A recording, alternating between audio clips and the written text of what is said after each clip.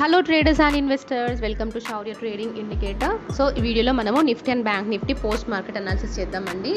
And అలాగే మన indicators ప్రకారంగా మనం ఎలాంటి ఎంట్రీస్ తీసుకున్నాము, ఎక్కడ ఎగ్జిట్ అయ్యామో కూడా నేను మీకు డీటెయిల్గా చెప్తాను, ఓకేనా. సో నిఫ్టీ చూస్తే అండి మనకి మార్నింగ్ నుండి కంప్లీట్ సైడ్ వేస్ మార్కెట్ ఉంది, అవునా.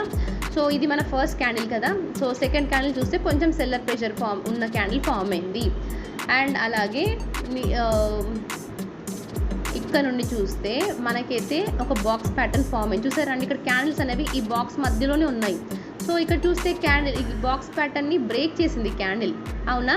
అండ్ బ్రేక్ చేసి మళ్ళీ అప్ సైడ్ వెళ్తుందేమో అనుకుంటే ఇదే బాక్స్ని సపోర్ట్ తీసుకుంటూ ఉండిపోయింది మార్కెట్, అవునా. అండ్ అలాగే మెల్లిగా పైకి వెళ్తూ మళ్ళీ కొంచెం నెగటివిటీ అయితే చూపించింది. కాకపోతే ఇక్కడ మనకైతే బయ్యర్ జోన్ ఉంది కదండి, ఈ బయ్యర్ జోన్ కింద క్యాండిల్ అనేది క్లోజ్ కాలేకపోయింది. ఒకవేళ క్లోజ్ అయిందంటే మనం సెల్ సైడ్ ఎంట్రీ తీసుకునే వాళ్ళము, కాకపోతే క్లోజ్ అవ్వలేదు కదా. సో ఇక్కడ నుండి మళ్ళీ మనం బయ్యర్ స్ట్రెంత్ని చూసాము ఈ క్యాండిల్ పైన. సో చూసారండి, హాఫ్ ఆఫ్ ద క్యాండిల్లో మనకు బయ్యర్ స్ట్రెంత్ ఎక్కువ ఉంది, రైట్. అండ్ అలాగే సెకండ్ క్యాండిల్ గ్రీన్ ఫామ్ అయింది. తర్వాత మనకైతే ఎప్పుడైతే ఇక్కడ గ్యాప్ ఫామ్ అయిందో మనమైతే ఇక్కడ ఎంట్రీ తీసుకున్నాము.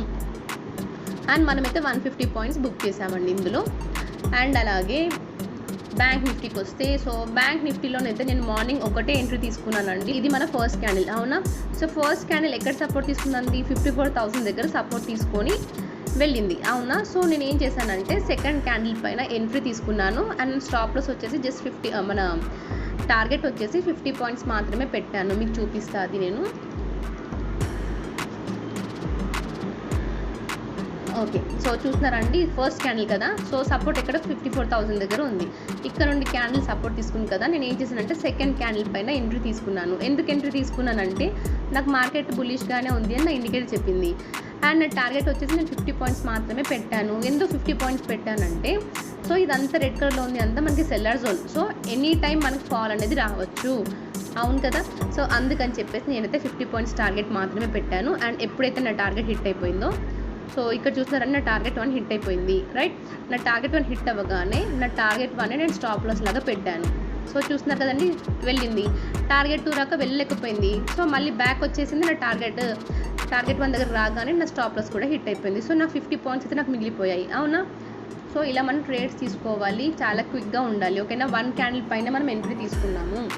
అండ్ దాని తర్వాత చూస్తే మార్కెట్ అయితే మెల్లిగా అప్సైడ్ మూమెంట్ వెళ్ళింది, చూసారా. సో ఎక్కడ కూడా మనకైతే నెగటివిటీ అనేది లేదు. సో ఇక్కడ మాత్రం ఒక నెగటివ్ క్యాండిల్ ఫామ్ అయింది. మనకి ఇక్కడ జిగ్జాగ్ లైన్ కూడా రెడ్ కలర్లోకి మారింది. సో జిగ్జాగ్ లైన్ ఇలా ఫ్లాట్ ఉన్నప్పుడు మనమైతే ఎంట్రీస్ తీసుకోదని చెప్పాను. ఒకవేళ ఎవరైనా ఎంట్రీస్ తీసుకున్నా కూడా మీ టార్గెట్ ఏమవుతుందండి, మన బయ్యర్ జోన్, నియరెస్ట్ బయ్యర్ జోనే మన టార్గెట్ అవుతుందని చెప్తాను, అవునా. ఒకవేళ మీరు ఈ క్యాండిల్ పైన ఎంట్రీ తీసుకున్నా ఇదే మీ ఫస్ట్ టార్గెట్ అవుతుంది.